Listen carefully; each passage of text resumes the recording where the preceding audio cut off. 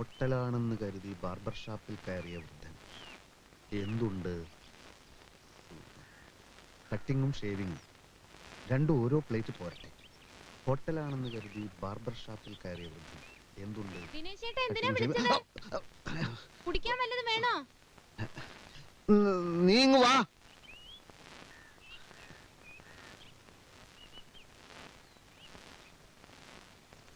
ഇതെന്തിനാ ഇവിടെ വന്നിരിക്കുന്നത്? വല്ല രഹസ്യമുണ്ടോ? ഭാര്യയും ഭർത്താവും ഒക്കെ ആവുമ്പോ അവർക്ക് അവരുടേതായ ചില തമാശകളും കാര്യങ്ങളും ഒക്കെ ഉണ്ടാവുമല്ലോ. എനിക്കാണെങ്കിൽ ഒരുപാട് തമാശകൾ പറയാൻ അറിയാം. പക്ഷെ അമ്മയുടെ തങ്കമണിയുടെ മുമ്പിൽ വെച്ച് നമ്മള് എന്നെ എന്തിനാ ഇപ്പൊ വിളിച്ചത്? ഞാൻ തുണി കഴുകാണ്. അത് നമുക്ക് പിന്നെ കഴുകാലോ. അതിന് മാത്രമുള്ള പ്രശ്നം എന്താ? പ്രശ്നമല്ല, ചില നർമ്മ സംഭാഷണങ്ങൾ, ചില തമാശകൾ. ഞാനിപ്പോ പ്രസ്സിൽ വെച്ച് ഇങ്ങനെ ഇരിക്കുന്ന സമയത്ത് പെട്ടെന്ന് എനിക്ക് ചില തമാശകൾ തോന്നി. അതോടനെ ശോഭയോട് വന്ന് പറഞ്ഞിട്ട് പോകാമെന്ന് കരുതിയാണ്. തമാശ എന്ന് വെച്ചാൽ ഒരു വൃദ്ധനെ പറ്റിയാ. ഏത് വൃദ്ധൻ? ഒരു വൃദ്ധൻ. ഈ വൃദ്ധൻ ഹോട്ടലാണെന്ന് കരുതി ഒരു ബാർബർ ഷാപ്പിൽ കയറി. അപ്പോൾ വൃദ്ധൻ ബാർബറോട് എന്തുണ്ട്? അപ്പോൾ ബാർബർ കട്ടിങ്ങും ഷേവിങ്ങും. അപ്പോൾ വൃദ്ധൻ രണ്ടും ഓരോ പ്ലേറ്റ് പോരട്ടെ.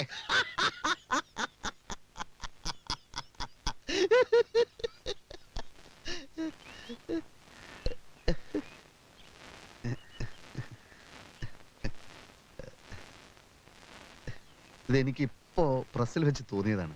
ദിനേശ് ചേട്ടൻ എന്ത് പറ്റി?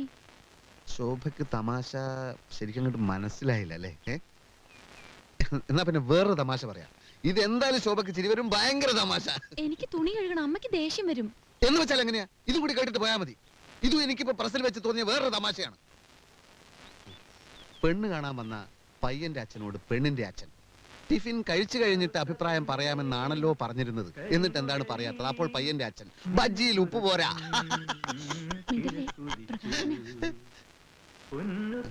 എന്ത് നല്ല ശബ്ദാന്നറിയോ? ദിനേശ് ചേട്ടൻ കാലത്ത് പോയത് മുതൽ പാട്ട് തന്നെയായിരുന്നു ഇവിടെ. നമ്മൾ പറയില്ലേ ഗാനഗന്ധർവൻ, അനുഗ്രഹീതമായ ശബ്ദം എന്നൊക്കെ. അങ്ങനെയൊക്കെ പറയാറുണ്ട്. പക്ഷെ അതൊന്നും അവന്റെ മാത്രം കഴിവൊന്നുമല്ല.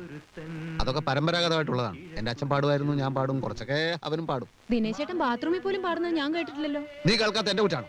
ചുമ്മാ പുളു അടിക്കല്ലേ. മനസ്സു നിറഞ്ഞ നൊമ്പരമേ വിങ്ങിപ്പൊട്ടി കരയരുതേ. കറുത്ത പെണ്ണേ കരിങ്കുഴലി നിനക്കൊരുത്തൻ കിഴക്കുതിച്ചു.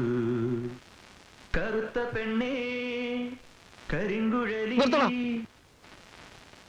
നീ ആരാടാ? യേശുദാസോ? ആരാടാ നിന്റെ കരിങ്കുഴലി? ഓടാ എന്റെ മുമ്പെന്ന് കേറി പോടാ അലവലാതി. ഇത് മുൻപേയിൽ തന്നെ ഇട്ടോളൂ. ചേട്ടന്റെ ഭാര്യയുടെ കൂടെ അനുജൻ ഒളിച്ചോടി. ചെട്ടിത്തറ ആഗസ്റ്റ് 31. ചെട്ടിത്തറ പഞ്ചായത്തിലെ മുകുന്ദൻ നമ്പ്യാരുടെ ഭാര്യ നളിനി അയാളുടെ അനുജൻ കുമാരന്റെ കൂടെ ഒളിച്ചോടിപ്പോയതായി അറിയുന്നു. ഗൾഫിലായിരുന്ന കുമാരൻ നാട്ടിലെത്തി കല്യാണാലോചന നടത്തുന്നതിനിടയിലാണ് ചേട്ടന്റെ ഭാര്യയുമായി പ്രേമത്തിലായത്. ഇതുകൊണ്ട് കമ്പോസ് ചെയ്തോളൂ. ഇതൊക്കെ സത്യം തന്നെയാണോ സാറേ? പിന്നെ ഇങ്ങനൊക്കെ നടക്കൂ? എടോ, സമയവും സന്ദർഭവും ഒത്തുവന്ന അനുജൻ ചേട്ടന്റെ ഭാര്യയെ തട്ടിക്കൊണ്ടുപോകും, ചേട്ടൻ അനിയന്റെ ഭാര്യയെ തട്ടിക്കൊണ്ടുപോകും. അതിപ്പോ തന്റെ ഭാര്യ ആയാലും ശരി, എന്റെ ഭാര്യ ആയാലും ശരി, സാഹചര്യം കിട്ട ഏത് പട്ടിയുടെ കൂടിയും പോകും അല്ലേ? ആ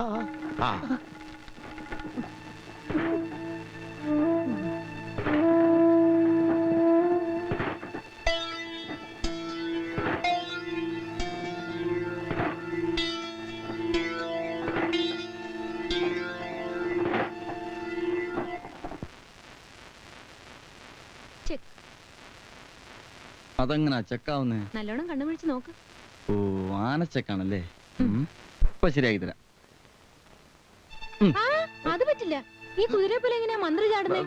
ചെസ്സിൽ അങ്ങനെയൊന്നുമില്ല. എങ്ങനെ വേണം മൂവ് ചെയ്യാൻ? അത് പറ്റില്ല. കള്ളക്കളി ഞാൻ സമ്മതിക്കില്ല. ശരി, കൈയ്യെടു. പുതിയൊരു മൂവ്മെന്റ് നടത്താം.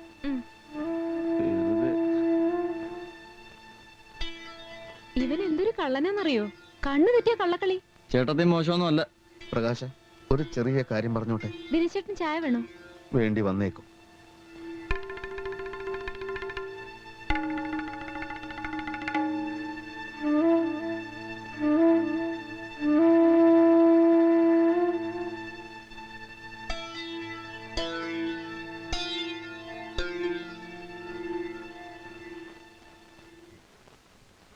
നിന്റെ ജോലിക്കാരിയൊക്കെ എന്തായി?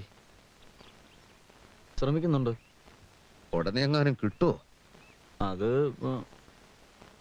സ്റ്റെബിലൈസർ കമ്പനിയിൽ നിനക്ക് ജോലി കിട്ടിയത് എങ്ങനെയാണെന്ന് അറിയാലോ.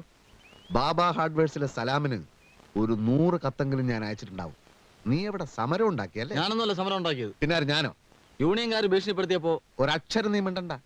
പാട്ട് പാടാനും ചെസ് കളിക്കാനുള്ള പ്രായമാണോ നിനക്ക്? ഓ അതിന് പ്രത്യേക പ്രായമൊക്കെ നിശ്ചയിച്ചിട്ടുണ്ടോ? ധിക്കാരം പറഞ്ഞാലുണ്ടല്ലോ. ദേ മനുഷ്യന്റെ ക്ഷമയ്ക്കൊരു അതിരൊക്കെ ഉണ്ട്. അന്ന് ഞാനൊന്ന് പാടിയപ്പോ എന്നെ ചീത്ത വിളിച്ചു. ഇതെന്തോന്ന് ജയിലോ? ജയിലിൽ പോലും ആളുകൾ പാടുമല്ലോ. എന്നാ നീ ജയിലിൽ പോയി പാടടാ. ആ ഇങ്ങനെ പോയാൽ തന്നെ ജയിലിൽ കയറ്റ്. എന്ന് വെച്ചാൽ ചേട്ടന് ഇപ്പൊ എന്താ വേണ്ടത്? നീ ഇവിടുന്ന് പോണം. ബോംബെയിലോ ഡൽഹിയിലോ എവിടെങ്കിലും ചെന്ന് എന്തെങ്കിലും ജോലി ചെയ്യാൻ നോക്കടാ. മേലനങ്ങാതെ ഇവിടെ ഇങ്ങനെ തിന്നുകൂടാൻ നാണമില്ലേ നിനക്ക്? ഈ പറയുന്ന ആളാ നാണമില്ലാത്തത്. മൂക്കറ്റം കുടിച്ച് 4 ആളി നടക്കുന്ന ഈ നാട് മുഴുവൻ പാട്ടാ. എന്നിട്ട് എന്നെ ഉപദേശിച്ച് ഇറങ്ങിയിരിക്കുന്നു. പ്രകാശ, കുടിയൻ, മുഴുക്കുടിയൻ.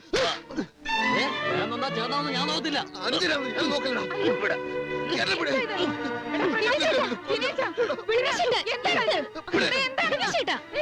ഞാൻ എന്ത് ചേട്ടാ ഇങ്ങനെ തലേ കയറുന്നു? കുറച്ചു ദിവസമായി തുടങ്ങിയിട്ട്. ഞാൻ ഈ വീട്ടിൽ നിന്ന് പോണോന്ന്. ഇവനെന്നെ കള്ളുകുടിയനെന്ന് വിളിച്ചു. വിളിച്ചാൽ എന്താണോ തെറ്റ്? നീ കുടിച്ചിട്ടല്ലേ? കുടിച്ചങ്ങ് കുടിച്ചു. കുടിക്കുന്ന അത്ര വലിയ തെറ്റൊന്നുമല്ല. എത്രയോ വലിയ വലിയ ആളുകൾ കുടിച്ചിട്ടില്ലേ? നിനക്കൊരു പെണ്ണിനെ കിട്ടിയപ്പോ കൂടപ്പിറപ്പുകളെ വേണ്ടതാ ഇല്ലടാ. ഇവളുടെ തലേണ മന്ത്രത്തിന് ഇത്രയും ശക്തി ഉണ്ടെന്ന് ഞാൻ വിചാരിച്ചില്ല. അമ്മേ, ശോഭയെ പറ്റി ഒരു അക്ഷരം പറയരുത്. അതേടാ, നിനക്കത് ഇഷ്ടപ്പെടത്തില്ല. നീ ഒരു പെങ്കോന്തനാ. അമ്മേ, എന്റെ ഭാര്യയുടെ മുമ്പ് വെച്ച് എന്നെ ഇൻസൾട്ട് ചെയ്യരുത്. സ്വന്തം ചേട്ടനെ കള്ളുകൂടിയെന്ന് വിളിച്ച നിന്നെ ഞാൻ വെറുതെ വിടില്ലടാ. ഓ കാണാം.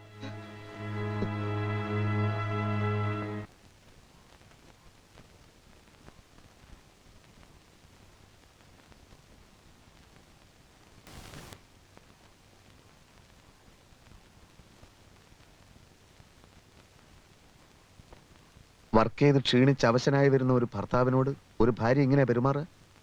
ഒരാശ്വാസവാക്ക്, മനസ്സ് കുളിർപ്പിക്കുന്ന ഒരു പുഞ്ചിരി, അല്ലാതെ മുഖവും കുറിപ്പിച്ച് അകത്ത് കയറിയിരിക്കല്ല വേണ്ടത്. ദിനേശേട്ടാ, ഞാൻ വന്നേ പിന്നെ ദിനേശേട്ടൻ വല്ലാതെ മാറിയിട്ടുണ്ടോ? അമ്മയെ പറ്റിയോ മറ്റുള്ളവരെ പറ്റിയോ വല്ലപ്പോഴും ഞാൻ കുറ്റപ്പെടുത്തി സംസാരിച്ചിട്ടുണ്ടോ? അതൊക്കെ അമ്മയുടെ ചില മൂഢധാരണകളാണ്. ശോഭ അതൊന്നും കാര്യമാക്കണ്ട. എന്റെ അച്ഛനും അമ്മയോ ഒരിക്കലും എന്റെ മുമ്പിൽ മുഖം കറുപ്പിച്ചിട്ടില്ല. ഞാൻ അതിന് അവസരം ഉണ്ടാക്കിയിട്ടില്ല. ദിനേശേട്ടന് പ്രകാശനും തല്ലുകൂടുന്ന കണ്ടപ്പോ ഞാൻ ശരിക്കും തളർന്നു. സ്വപ്നത്തിൽ പോലും അറിഞ്ഞിട്ടില്ലാത്ത കാര്യങ്ങൾക്ക് അമ്മ എന്നെ കുറ്റപ്പെടുത്തിയപ്പോ പോകരുതെന്ന് ഞാൻ കാല് പിടിച്ച് പറഞ്ഞു നോക്കി. ആരോട്? എല്ലാരും ഇവിടുന്ന് പോയി ദിനേശേട്ടാ. അമ്മയും പ്രകാശനും തങ്കമണിയും ഒക്കെ അമ്മാവന്റെ വീട്ടിലേക്ക്. ഞാൻ എന്ത് തെറ്റ് ചെയ്തു?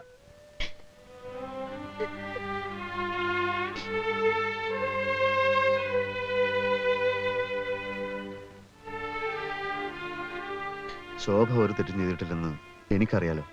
അതുപോലെ എല്ലാത്തിനും കാരണം എന്റെ എടുത്തിയാട്ട. നീ കരയണ്ട. ഞാൻ അമ്മയെ പോയി വിളിക്കാം, ക്ഷമ ചോദിക്കാം. തെറ്റുകാരൻ ഞാനാണ്, വേറെ ആരുമില്ല.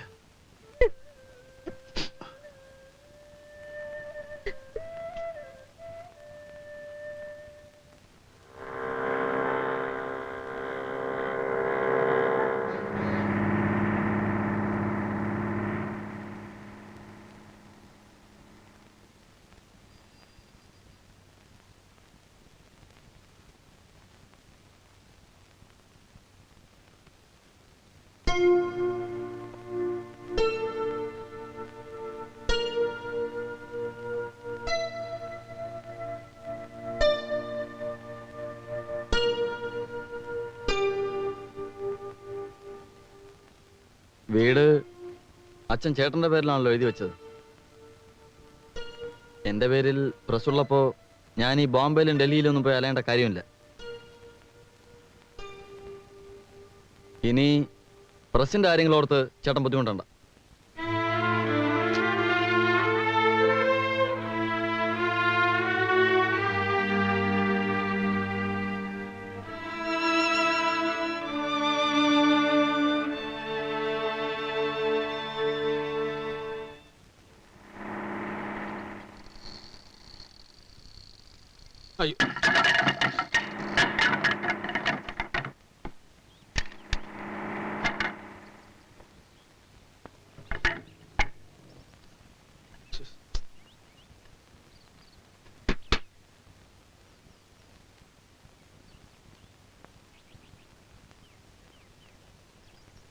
സിസ്റ്റർ ഒരു കഷ്ണം കയറി കിട്ടോ?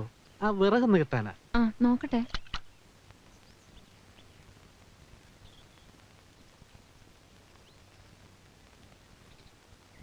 ദാ ഇത് മതിയോ? ധാരാളം. ഹസ്ബൻഡ് ഇല്ലേ? പ്രസ്സിൽ പോയിരിക്കുക.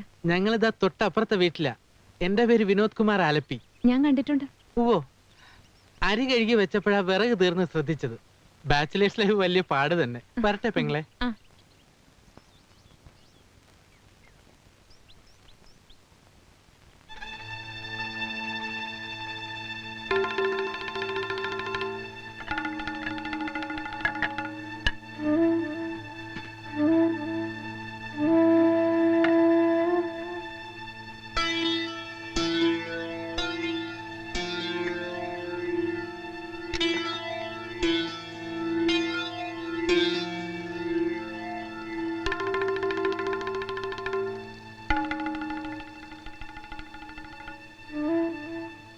ഹേ മിസ്റ്റർ, താനെന്തിനാ എന്റെ വീട്ടിൽ കയറിയത്? ഏ? ഞാനില്ലാത്ത സമയം നോക്കി താനെന്തിനാ എന്റെ വീട്ടിൽ കയറിയതെന്നാ ചോദിച്ചത്. വിറക് കെട്ടാൻ ഒരു കയറ് ചോദിച്ച് കയറിയതാ. അപ്പൊ വിറക് ഇതുവരെ കെട്ടാതെയാണോ കൊണ്ടുവന്നത്? അത് പൊട്ടിപ്പോയതാണ്. ഹേ, എന്റെ വീടിന്റെ ഗേറ്റിൽ വെച്ച് തന്നെ കറക്റ്റായിട്ട് കയറ് പൊട്ടിയല്ലേ? ആ പൊട്ടി. അല്ലാതെ മനഃപൂർവ്വം ഒരു കാരണമുണ്ടാക്കി താൻ വീട്ടിൽ കയറിയതല്ല. ഇയാൾ എവിടുത്തെ ആരണടാ? ഞാൻ ഇവിടുത്തുകാരൻ തന്നെടാ.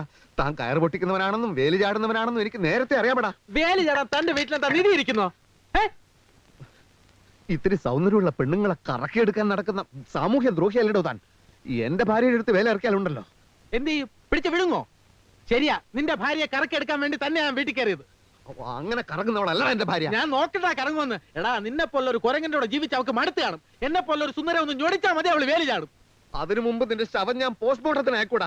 എന്നാ നോക്കിക്കോ, ഇന്നു മുതൽ 7 ദിവസത്തിനകം അവളെ ഞാൻ തട്ടിയെടുത്തില്ലെങ്കിൽ എന്റെ പേര് വിനോദ് കുമാർ ആലപ്പി എന്നല്ലടാ. എന്നാ നീ ചാവാൻ ഒരുക്കിക്കടാ. പോടാ കഴുത.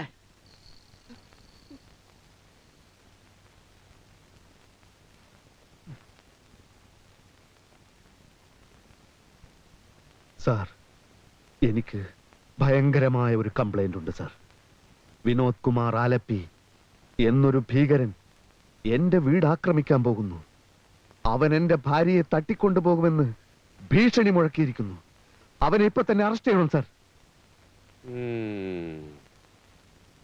ഭാര്യയെ തട്ടിക്കൊണ്ട് പോയിട്ടില്ലല്ലോ. ഏത് നിമിഷത്തിലും അത് സംഭവിച്ചേക്കാം സാർ. അവൻ എന്നേക്കാൾ വെളുത്തിട്ടാണ്, നല്ല ഉയരവുമുണ്ട്. നിങ്ങളുടെ ഭാര്യയും അയാളും തമ്മിൽ സ്ത്രീ അബലയല്ലേ സാർ? അവന്റെ പഞ്ചാരവാക്കിൽ അവൾ കുടുങ്ങയില്ലെന്ന് ആര് കണ്ടു? പോലീസ് ഇടപെടണമെങ്കിൽ സംഭവം എന്തെങ്കിലും നടക്കണം. അവൻ തന്റെ ഭാര്യയെ തട്ടിക്കൊണ്ടു പോയി കഴിഞ്ഞാൽ ഇവിടെ ഒരു കംപ്ലൈന്റ് വരൂ. അപ്പൊ ഞങ്ങൾ ആലോചിച്ച് വേണ്ട പോലെ തീരുമാനം എടുക്കാം. സാർ, ചത്ത കുട്ടിയുടെ ജാതകം നോക്കുന്ന കാര്യമാണ് സാർ പറയുന്നത്. ഭാര്യയെ തട്ടിക്കൊണ്ട് പോയി കഴിഞ്ഞിട്ട് പിന്നെ എന്ത് കംപ്ലൈന്റ് ആണ് സാർ? എന്താ തന്റെ പേര്? തളത്തിൽ ദിനേശൻ. മോനെ ദിനേശ,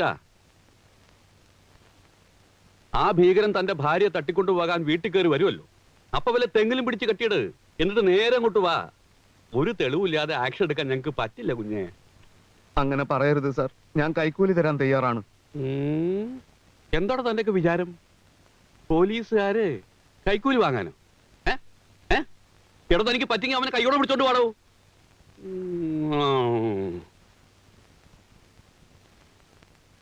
പോട്ടെ, വീട്ടു കാവലിന് 2 പോലീസുകാരെ അയച്ചു തരാൻ പറ്റുമോ?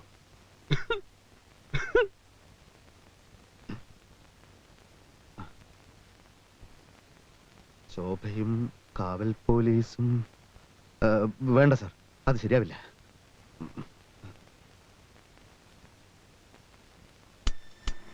അവളുടെ ഭാഗത്തു നിന്ന് ഉറപ്പ് കിട്ടിയത് കൊണ്ടാണല്ലോ തട്ടിക്കൊണ്ടുപോകുമെന്ന് അവൻ വെല്ലുവിളിച്ചത്. അവനെ കൈയോടെ പിടിച്ചാ വിജയിച്ചു.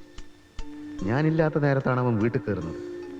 അപ്പൊ ഞാൻ ഉണ്ടാവില്ലെന്ന് ബോധ്യപ്പെടുത്തിയിട്ട് എവിടെയെങ്കിലും ഒളിച്ചു നിൽക്കണം.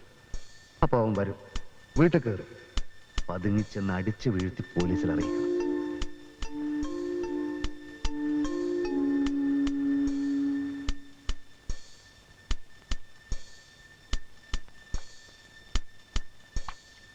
ശോഭേ, ദിനേശേട്ടാ എപ്പോ വന്നു? ശോഭേ, 2 ദിവസത്തേക്ക് നീ വീട്ടിൽ തനിച്ചായിരിക്കും. തനിച്ചോ? ഞാനോ? അയ്യോ, ഞാൻ പേടിച്ച് ചത്തുപോകും. എനിക്ക് കോയമ്പത്തൂർ വരെ പോയേ പറ്റൂ. പുതിയൊരു പ്രസ് തുടങ്ങണം. ചില മെഷീൻസ് ഒക്കെ ഓർഡർ ചെയ്യാനുണ്ട്. പുതിയ പ്രസ്സോ? ഉം. ഇപ്പോഴുള്ളത് തന്നെ ശരിക്കും ശ്രദ്ധിച്ച് നടത്തിയിട്ട് പോരെ പുതിയ പ്രസ്? അത് ചില പ്രശ്നങ്ങളൊക്കെ ഉണ്ട്. ഒക്കെ വന്നിട്ട് പറയാം. എന്നാലും എന്റെ വീട്ടിൽ കൊണ്ടുവിട്ടിട്ട് പൊയ്ക്കോളൂ. ഭയപ്പെടുന്നത് എന്തിന്? ശോഭ കൊച്ചുകുട്ടിയൊന്നും അല്ലല്ലോ. തനിച്ച് നിന്ന് ശീലിക്കുന്നത് നല്ലതാണ്. പോട്ടെ, വണ്ടി തെറ്റും.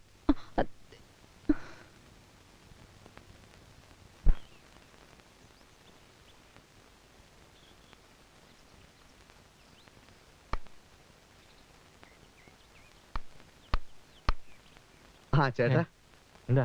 ഒന്ന് പറഞ്ഞോട്ടെ. ഞാൻ കോയമ്പത്തൂർക്ക് പോവാണ്. 2 ദിവസം കഴിഞ്ഞേ വരൂ. അതിന് ഈ 2 ദിവസവും എന്റെ ഭാര്യ വീട്ടിൽ തനിച്ചായിരിക്കും. ഒന്ന് ശ്രദ്ധിച്ചേക്കണേ. ഞാൻ 2 ദിവസം കഴിഞ്ഞേ വരൂ. കോയമ്പത്തൂർക്ക് പോവാണ്. അതിന് ഞാനെന്ത് വേണം?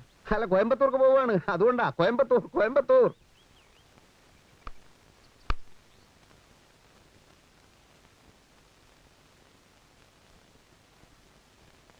സാർ എവിടുന്ന ഒരു പെട്ടിയൊക്കെ ആയിട്ട്? എനിക്കൊരു മുറി വേണം. മുറിയോ? സാറിന്റെ വീട് ഇവിടെ തൊട്ടടുത്തല്ലേ? അല്ല, അതാ അവിടെ ഇൻകം ടാക്സിന്റെ മറ്റു പ്രശ്നങ്ങളൊക്കെ ആയിട്ട് അപ്പൊ വീട്ടിൽ ശരിയാവില്ല. അതെയോ? സുബേറേ, സുബേർ.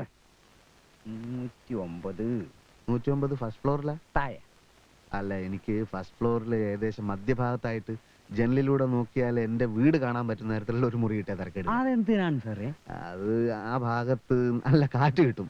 ആ, എന്നാ തെക്കറ്റത്തെ മുറി ആയിക്കോട്ടെ. അവിടെ നല്ല കാറ്റ് കിട്ടും. എനിക്ക് അത്ര കാറ്റ് ആവശ്യം വരില്ല. എന്നാ മുകളിൽ തരാ. തുറന്നു കൊടുക്കേ. ആ, പിന്നെ എന്നെ ആരെങ്കിലും അന്വേഷിച്ചാൽ എന്നെ ഇവിടെ കണ്ട കാര്യം പറയണ്ടേ.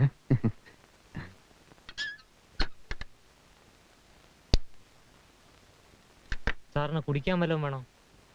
ഒന്നും പറയാറായിട്ടില്ല.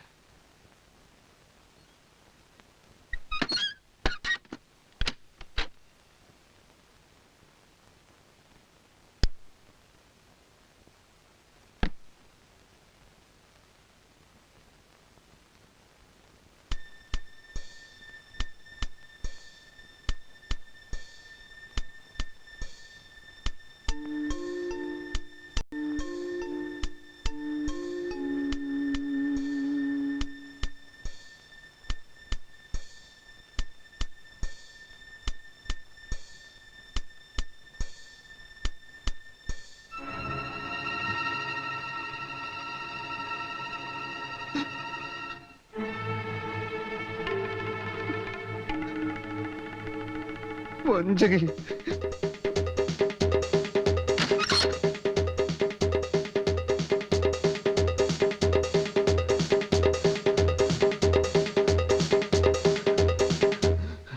ഒരൊലക്ക കിട്ടുമോ? ഒലക്കയോ? ആ, ഒലക്ക ഉണ്ടാവില്ല കേട്ടോ. ഒരല് മതിയോ?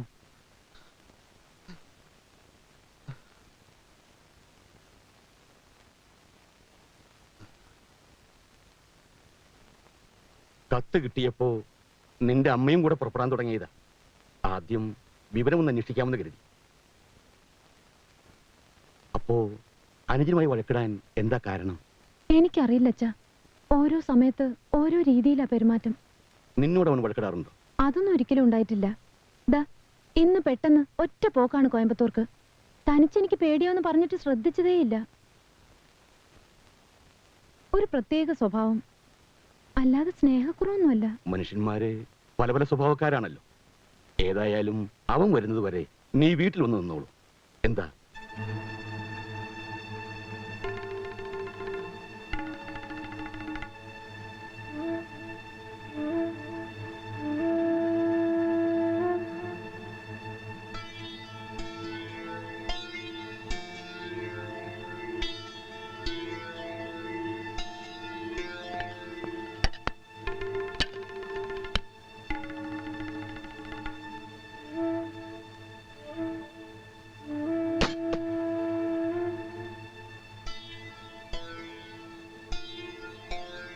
അല്ലെങ്കിൽ ദിനേശേട്ടൻ വരുന്നവരെ ഇവിടെ താമസിക്കാലോ?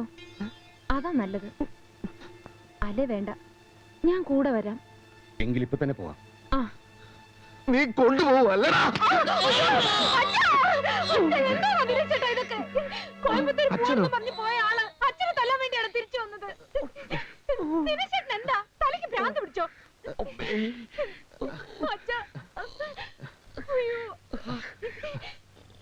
അച്ഛൻ എപ്പോ വന്നു? വീട്ടിൽ എന്തൊക്കെയുണ്ട് അച്ഛാ വിശേഷങ്ങള്?